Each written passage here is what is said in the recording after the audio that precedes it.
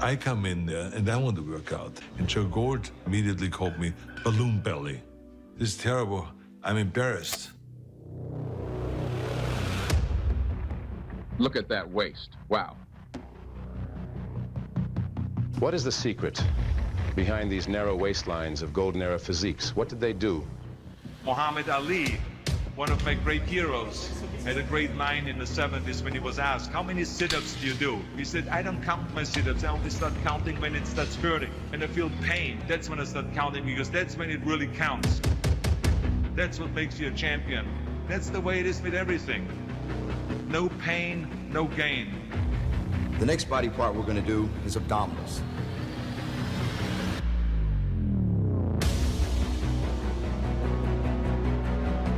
Brian is ripped. He's really ready. Because they just have a whole different understanding of what it means being in shape.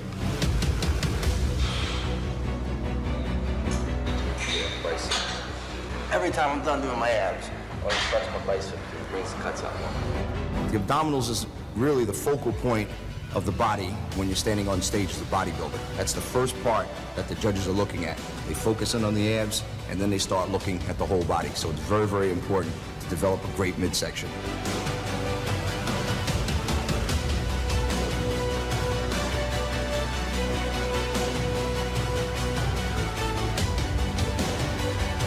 A set of deep cut, rock hard abs.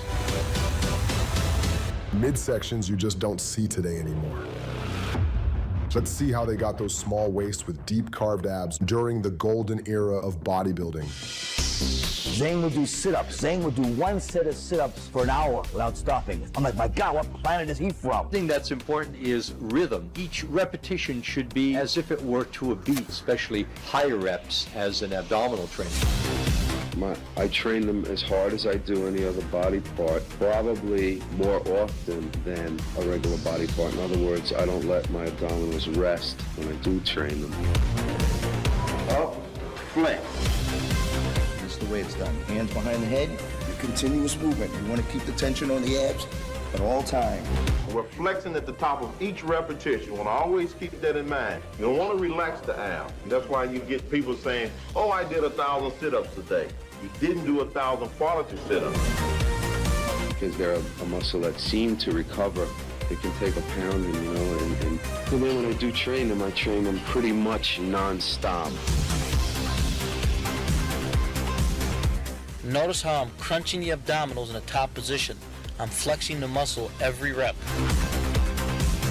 As compared to like you would do a bicep or tricep every fourth day. Abs would be done every other day, sometimes every day, depending on energy levels. Like, who would just hang upside down on his toes on the chin-up bar? It is unbelievable power. It was like a monkey. By prioritizing a smaller waist and a larger shoulder-waist differential, you can only do shaping isolated movements. I like to do supersets and high reps in my ab work to actually reduce the size of the muscle. I once was considered like the unbeatable guy, and now all of a sudden Frank Zane won. Great abdominals. I did a lot of ab work. I worked up to 1,000 reps a day. And my abs got real deep, very deep. That's what I focused on, and then I took a lot of photos, and I looked at the photos and looked at what wasn't progressing and what was. I knew exactly what I looked like, and I realized that nobody else is really doing that. So I invited Frank Zane, the guy that I was beaten by, to come out to California and to train with me, because I wanted to see firsthand, what does he do to get this kind of a quality of a physique? I call it the curse of potential. There are people in bodybuilding world who have never made it to the top because everything comes too easy for them. Now, things never came that easy for me. I had to work real hard. But I think that if things come too easy, you tend to, relax a bit too much and not really take care of what needs to be done. My favorite year, in the best shape I think I was in, won the Olympia, was 79. Ed Corney or Frank Zane? Here's the new Mr. Olympia. And a really great combination of size and proportion and definition.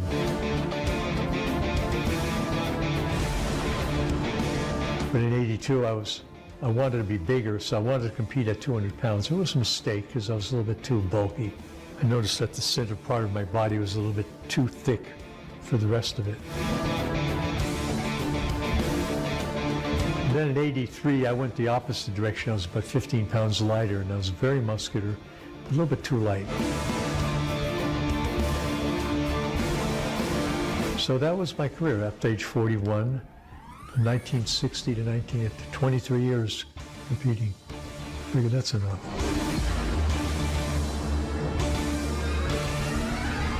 How many years you been training? Well, I've been training 21 years. For this show, I've been training since, 1972 was the first year I entered it. And you had a lot of fellows that were a lot bigger. Tough competition out there. Yeah. I don't know, what do you think?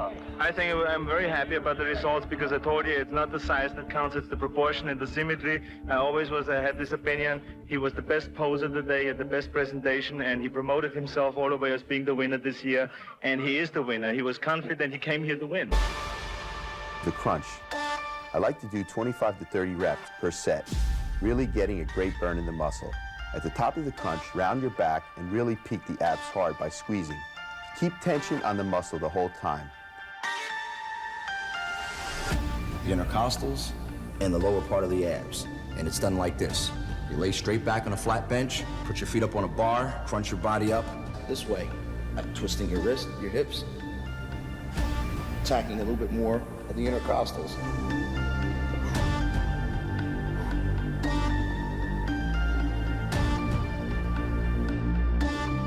I do about 4 sets of about 20 reps. When you get a little bit more advanced, you can take a plate and put it behind your head.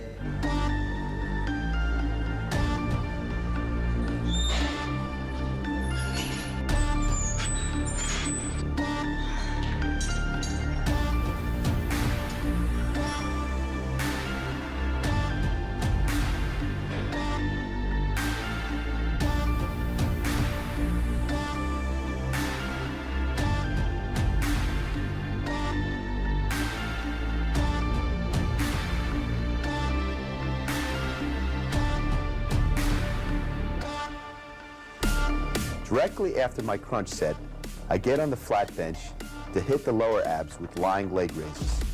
Your abs should be pretty tender after these crunches, so you can think about feeling the lower abs to do all the work.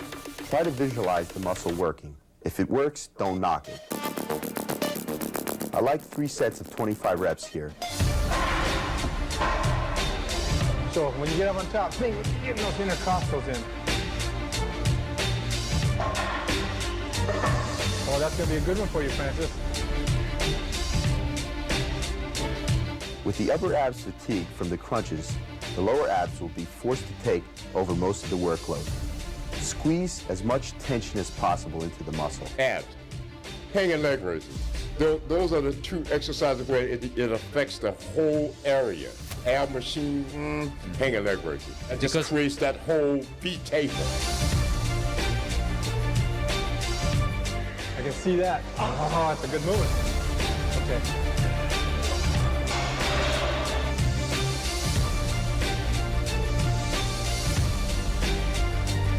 I'm like, oh God, it's unbelievable, this gym.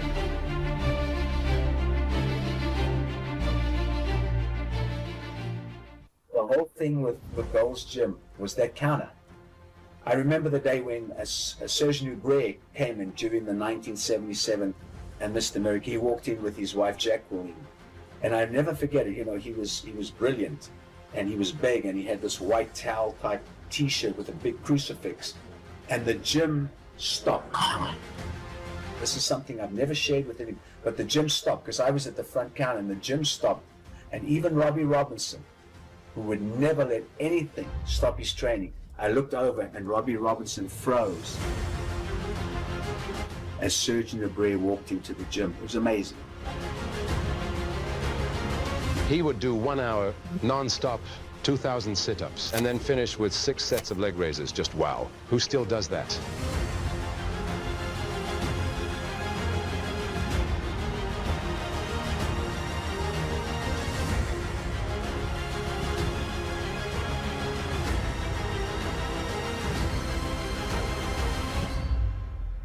A lot of legendary midsections came from the golden era. But Serge's abs were on another level.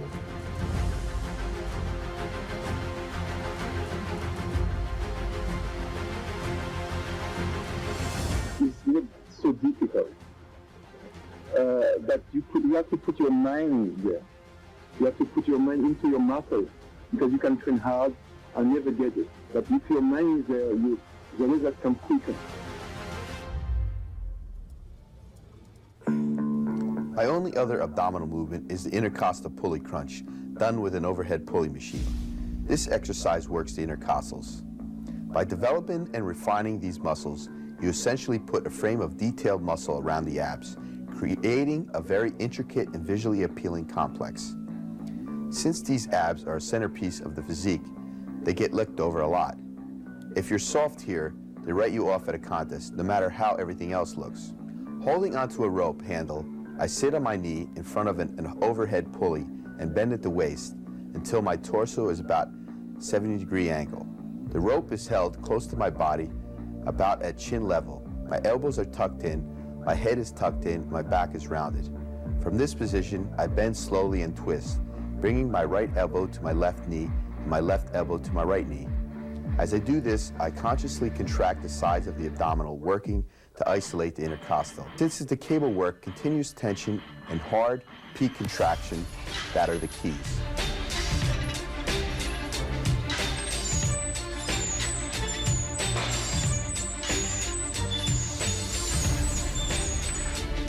Think about Paul, he's been up the last 2 days.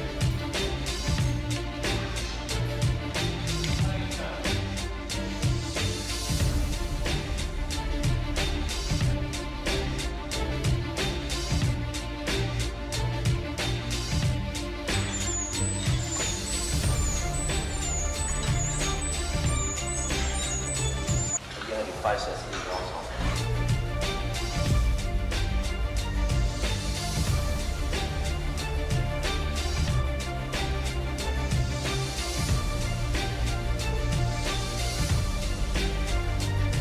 You hungry? No. My stomach's really What? shrunk. Let's see an ab shot. Oh my God.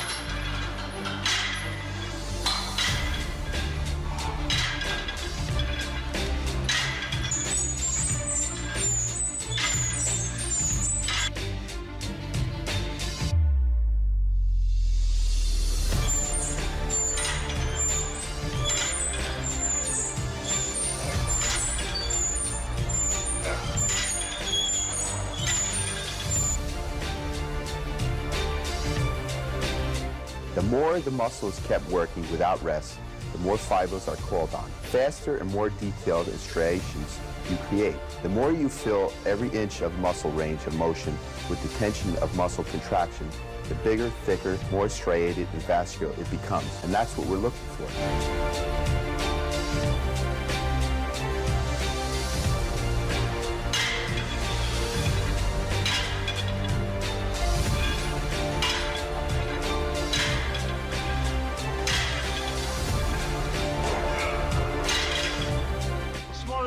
Looks, the bigger your shoulders get, and vice versa.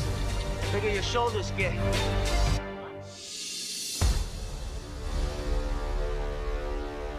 That completes the abdominal program.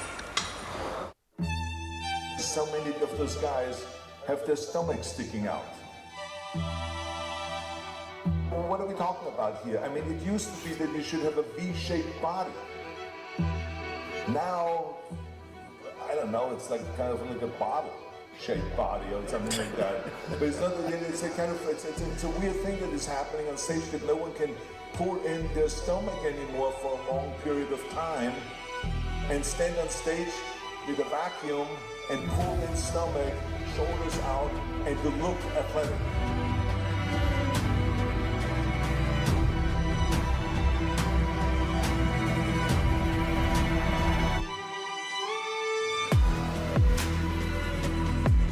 This is where the stomach vacuum came in. Pulling the abdominal wall inward, bodybuilders train the deep core muscle known as the transverse abdominis.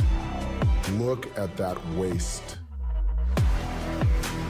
This created that iconic small waist look, making the chest and shoulders appear even bigger.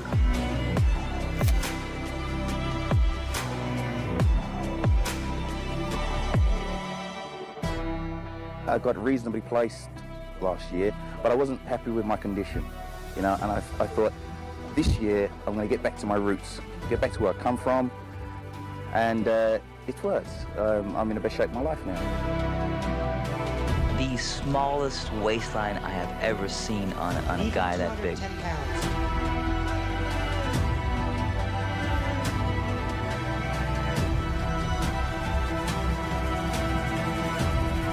The smallest waist in bodybuilding history.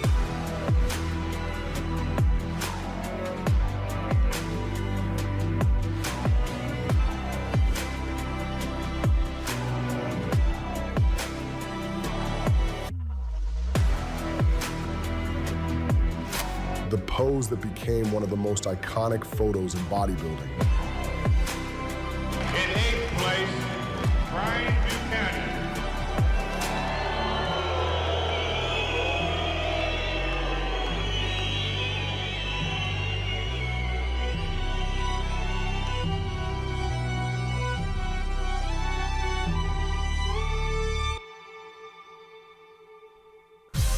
And last, for carving the waist, golden era bodybuilders believed in this forgotten exercise. Seated twists with a broomstick. You should do lots of these because they really help you burn off fat around the waist.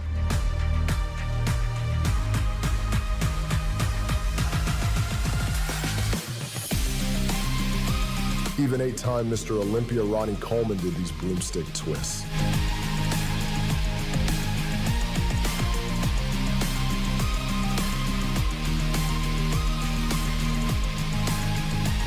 It's another way of reducing fat around those obliques.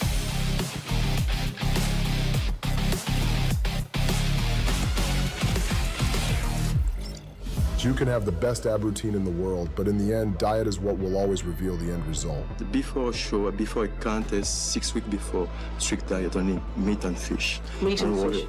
Do you drink? Water. Intercostals, the upper abs, and the lower abs. If you follow this program correctly, hopefully one day you'll have great abs. Good luck with the program. Look at this lineup, not a bloated stomach in sight. This is the golden era of bodybuilding.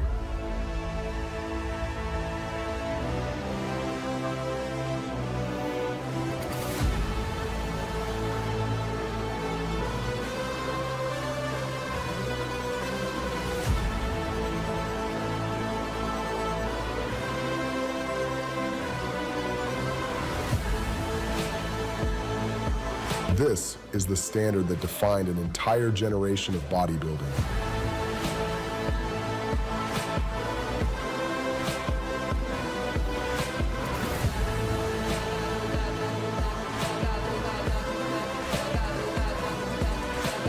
Energy would come from nowhere, and it'd keep going and going and going.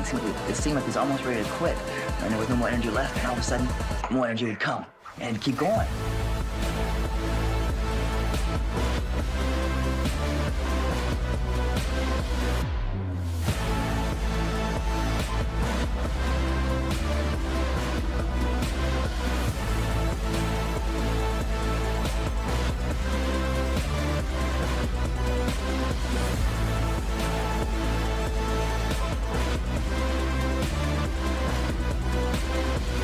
Different understanding of what it means being in shape.